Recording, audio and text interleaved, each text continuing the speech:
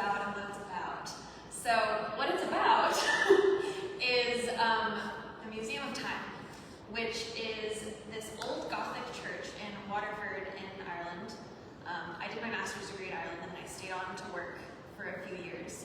And right before I got kicked out of the country because my visas ran out, I was doing kind of like a farewell tour to visit all my friends. And I was visiting a friend who lives south of Dublin, and we went on a little day trip. And we kind of just stumbled upon this museum, which had just opened. And so it's an old Gothic church, and it's just filled with, I think, 3 people's life collections of timepieces that span over hundreds of years. And most of them are in working order, and there is a guy that goes around and winds them all every night. So they're all kept running, but like all set to slightly different times because it's just one guy, and he's got 2 floors and hundreds of clocks to wind. So you have just this chaotic ticking, and like someone would go off and chime on the hour, but the hour happens like every 5 minutes across the museum, and it's just this like crazy, crazy sound. And we went in there and we spent hours in there, and like, I don't know, I feel like within moments of being there, I was like, I'm coming back here and I'm doing an artist residency. So that was in 2021. Fast forward to probably the end of 2022. I started sending emails to anybody whose email address I can find who's associated with Museum of Time, pitching this artist residency to them, because they didn't really have a program for that. And nobody was getting back to me. And I wasn't asking anything from them. I was kind of just like, hey, I want to come and just hang out for a month, and also if you let me put a worksheet at the front desk, that would be cool. But yeah, nobody got back to me ever. So I figured it's a public space, they can't kick me out. So I bought my ticket back to Ireland, and I showed up on October 1st of 2023, and I said, hello, my name is Kaitlynn, I am your artist in residence for the month. And when you live in a world of artists, it's easy to forget that a lot of people don't really know what the concept of an artist residency or like an artist in residence is. So the docent, like, it was just a poor volunteer at the desk. They were like, what? You're who? And you're doing what? And I tried to explain it to them. And in Ireland, for like their equivalent of their high school, there's a year that you can opt to take called a transition year, where it's kind of more work study, and then you can do a project. And I think I look like a grown adult. Like at the time I was 26, I think I turned 27 while I was on the residency. But apparently that was the closest thing they could understand to an artist residency. So they were like, oh, are you a transition year student and this is your project? And again, that's like for 15-year-olds. So I was like, no, I am not a 15-year-old doing a project. But eventually I got them to give me the contact information for the person I did need to talk to get permission to have this worksheet at the museum. I was collecting responses from the visitors over the month. Really similar to my response while here. I had, draw your favorite clock in the museum, write a haiku about time, bonus question, what is time? And then I had a list of idioms about time, like time flies, time heals all wounds. And I had them, pick one of those to illustrate on the worksheet. And so I called the curator of all the museums, and I was like, hey, this is what I'm doing. I'm not a transition year student. I don't expect anything from you guys. Like, I'm willing to pay the €5 to get in the museum every day. I'm just gonna hang around for the month, and I want permission to have this worksheet there. And she also did not get back to me. I left a message. So eventually I found out where her office was. I just showed up at her office. And her secretary was like, do you have an appointment? And I was like, no, but can you give this to her, please? And then a few days later, I was on the bus to catch a flight to go to London for a concert. And she called me and was like, hey, this sounds interesting. I don't think I understand it, but you can do it. I was like, oh, great. Everything's set in place. So when I got back from the concert, I had all the photocopies of the worksheets stuck at the front desk, and I just haunted the museum for the next month. I shot 4 or so rolls of film. I was there every day. I talked to every single volunteer and saw what they would tell me. They opened up a few clocks for me and showed me, there was one that had a record of all the maintenance that had been done on it for 200 years. Just handwritten records, everybody who had fixed it and why they fixed it. And normal museum guests don't get to see that. That was cool. Or I got to like stay late some days and watch the guy who wound all the clocks. And there were some days like where responses from visitors had been slow, so I just camped out at the front desk and I forced my worksheet on everybody who came through that day and convinced them that it would be really fun if they did it. I got to know everybody at the museum really well.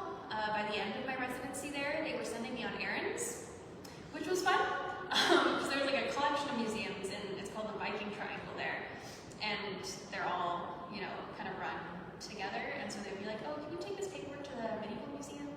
And I'd be like, sure, I'm not doing anything else. And so then I got to know the other museums as well. It was great. And they did end up letting me in for free every day, which was nice.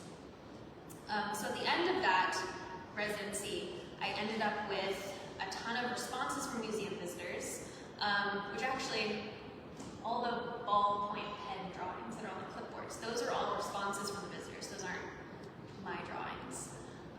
So I had all those responses. I had several rolls of film that I'd shot.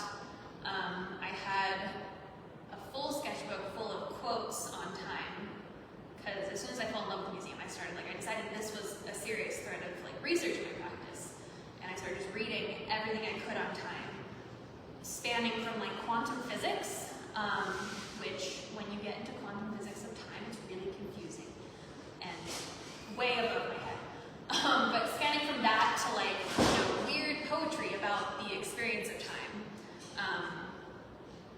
for, you know, different cultures and everything in between. So I had all these quotes, photos, and responses, and I turned it all into this massive, like 70-page publication that I then sent back to the museum as a gift, like a thank you for letting me do that. And I collected emails from people who participated, and I emailed them PDFs of it afterwards as well. So that was kind of the end product of that residency, which is really fun. All the photos I have, I think the thing that really struck me about Museum of Time when I got there was like something just clicked. Like I had a visceral response, and I was like, oh, this is what time feels like in my body. And there are so many ways to think about time. I think traditionally, like culturally for us in the West, we have a very linear conception of time. A lot of indigenous cultures have much more of a cyclical idea about time. And I think in my body, time has felt like this layered thing. And so you walk into this space that's just full of clocks that are all doing their own thing. And it's like, oh, this is time layered physically in this space. And so that was kind of what I ran with as I was creating the work around it then. So all the photos, almost all the photos I took are double exposures. I think there was one roll where I did like a triple exposure. So it's like you just shoot through a roll of film, you wind it back up, you shoot over it again, wind it back up, and you would, in theory, do that infinitely. And so all the layering of the clocks is something that I did manually with my camera. One of the rolls where you can see the clocks and then rocks behind them, I took a day trip back to the west coast of Ireland, which is where I lived for grad school and then working afterwards. And I lived in this really unique landscape called the Burn, and it's this landscape of limestone, karst limestone. And I think that was the first time that I started thinking about time as more of a physical thing and like a layered thing, because it felt like when you looked at those rocks, you could really see time, and you saw like all the stone walls that, like, you know, you picture when you see the rolling hills of Ireland, all the stone walls, the famine walls. So like you could see time, and you could see past, present, future, kind of all at once. So it was important to me that I got to go back and shoot a roll of just rocks and then shoot the clocks over it, because like conceptually that felt very significant. And then the other work that I brought into the space, the layered clocks, the ceramic fragments, it's also just, you know, trying to physically recreate the double exposure idea, picturing the layering. And then the sound piece that I brought into it as well, which sounds like just randomly layered clock noises, but there was an embarrassing amount of intentionality into how I layered that. It was kind of fun. Most of my background is in music rather than art. I didn't really do art until I got to college, so it was fun to like bring back my composition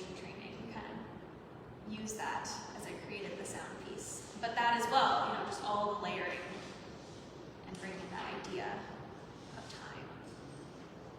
And this is where we transition to what the show's about. It's obviously about time, but about how many different ways there are to think about time. I think the last time I had such a dedicated thread of research in my practice was when I was working on my dissertation in grad school. And I went into that knowing that I'd have to write a conclusion and envisioning that there would be an answer at the end of it, which of course meant I got very, very frustrated when I was writing my dissertation, because I was writing, like, the topic I chose this really abstract thing about psychology and trauma and sculpture, and there was no answer. So I went into this thread of research much more understanding that it would be kind of wishy-washy, probably no answer at the end. And that's definitely what's happened. I have no answer of what time is, but I've read about so many different conceptions of it, talked to so many people about different ways that they think about it. I think a concept that has really fascinated me is called time-space distantiation. And everything in my research has been filtered through how I need to retain it in order to embody it in my art. So anything that sounds like fact, take with a grain of salt. I learned about time-space distantiation because I have a friend who's a psychologist, and he wrote a really interesting paper on it. So the concept is that prior to colonization, globalization, time and space were seen as much closer together, largely because of the way that you moved through space. It was based on how your feet could get you somewhere, or much slower modes of transportation. So 3 days journey was just much more closely tied to the amount of space you could cover in 3 days, on foot. And then we have colonization, globalization, where time and space have become extremely separate entities, both quantifiable and commodifiable. Because now, obviously, you can fly across the country in 8 hours. 8 hours now has really no link to actually an amount of space. And I think that was something, when I moved to Ireland, I didn't have a car, and I had to walk everywhere, or I had to take the bus, which is, I don't want to say unreliable in Ireland, it always does show up eventually. But you're very much, you don't have control over your time. I think it brought time and space closer together for me, and separated me from the idea that my time was mine, necessarily.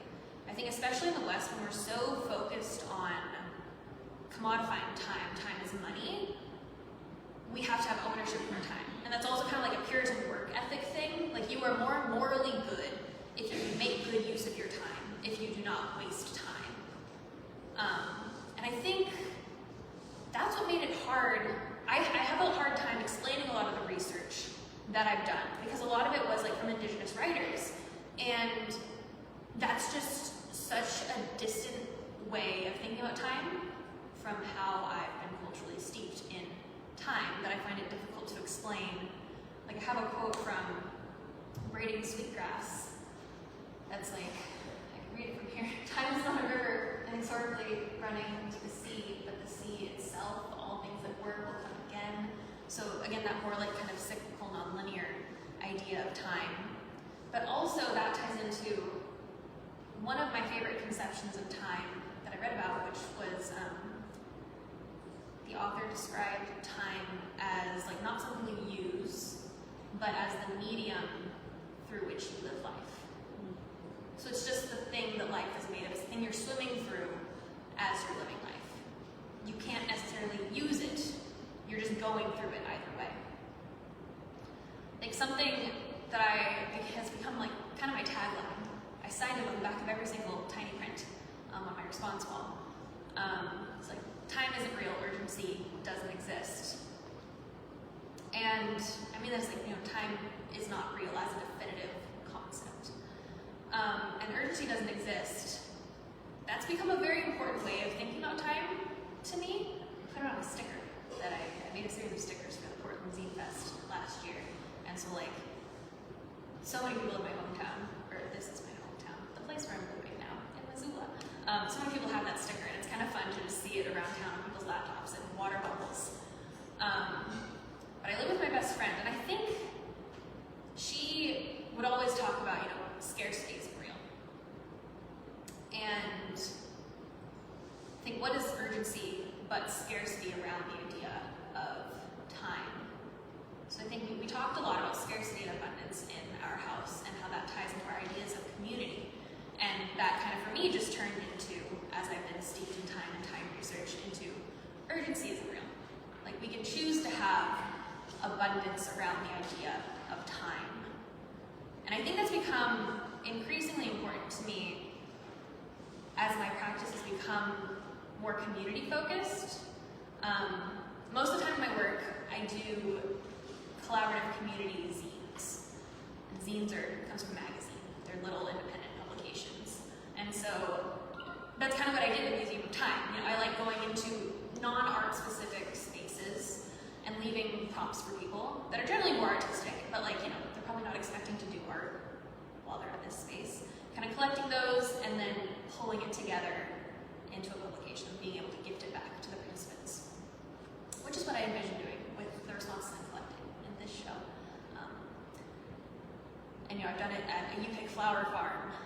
I've done it at, there's an event that we hold locally in Missoula called Hush Hour, where you just kind of like show up at, you know, a pub or a restaurant, and everybody reads in silence together for an hour, and it's really great. Like I did a collaborative scene there. So a lot of my practice, community and collaboration has become really integral to my practice. And as that's become more central to what I do, the idea of abundance has become more central to what I do. And I think that as I've changed how I think about time, I kind of embraced this multi-layered approach to time that's allowed me to view it as more abundant.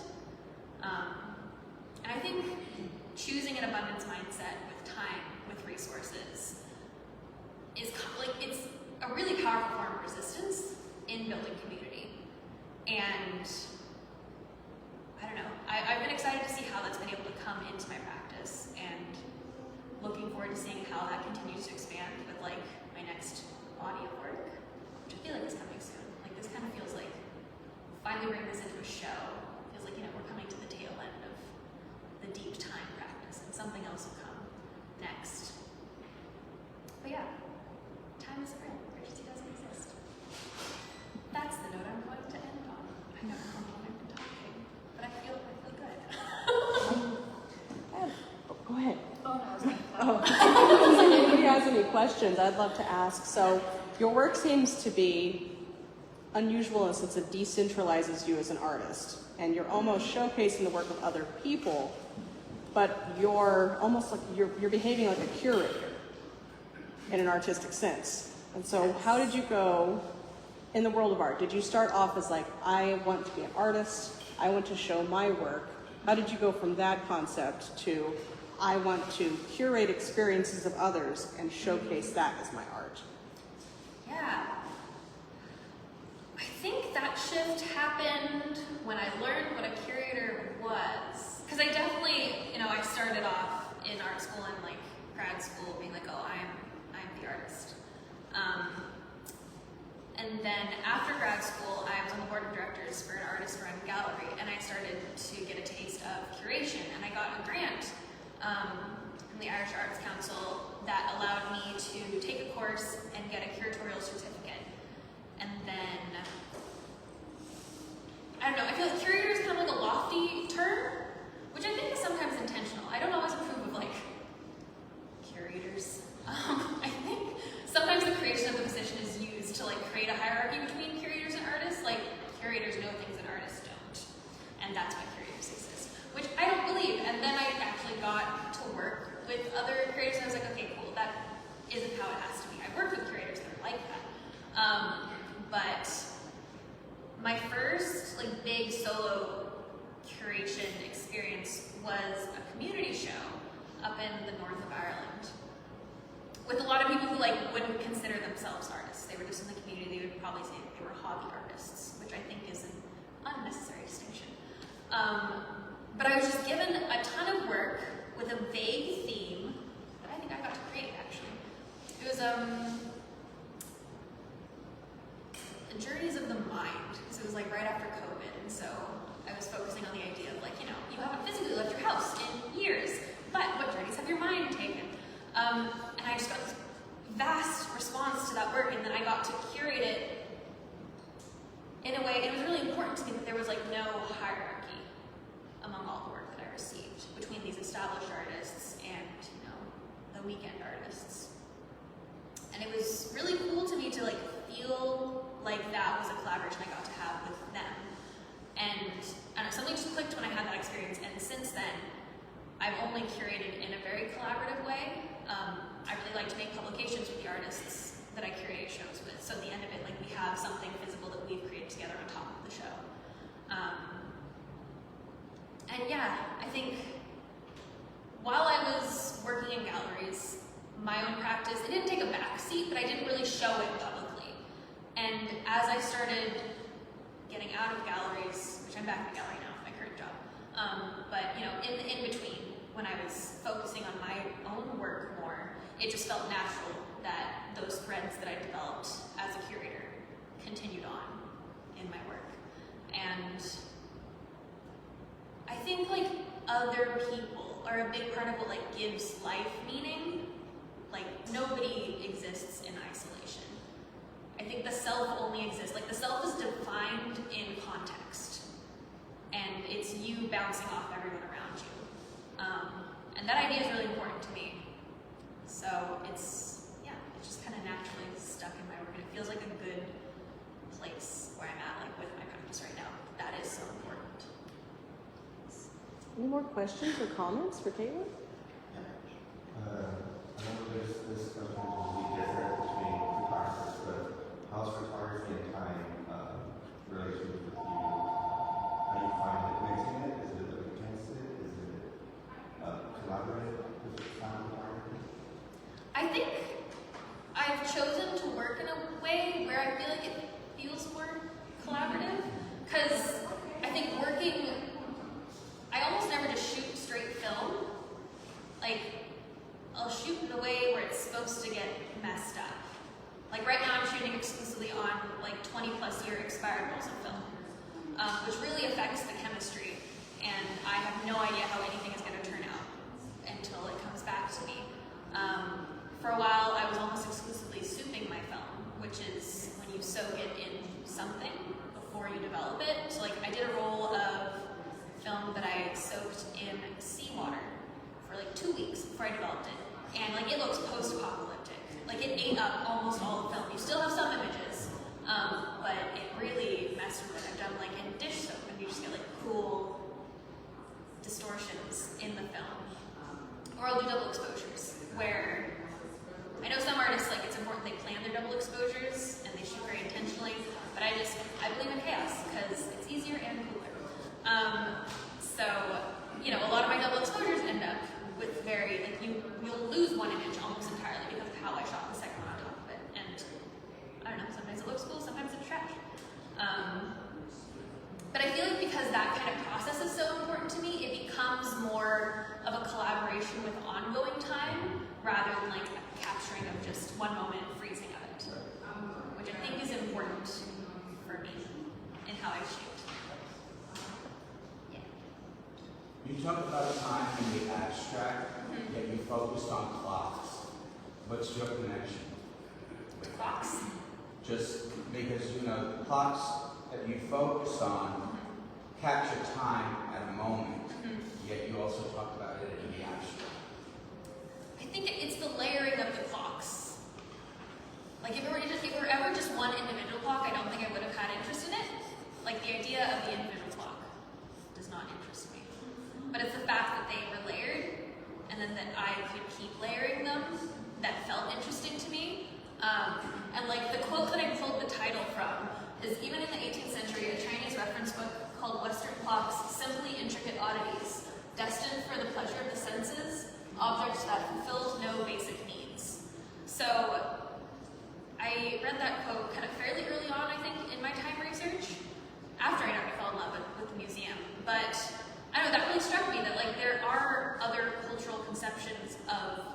timekeeping clocks where they're like, that's insane that you would let this clock rule your life.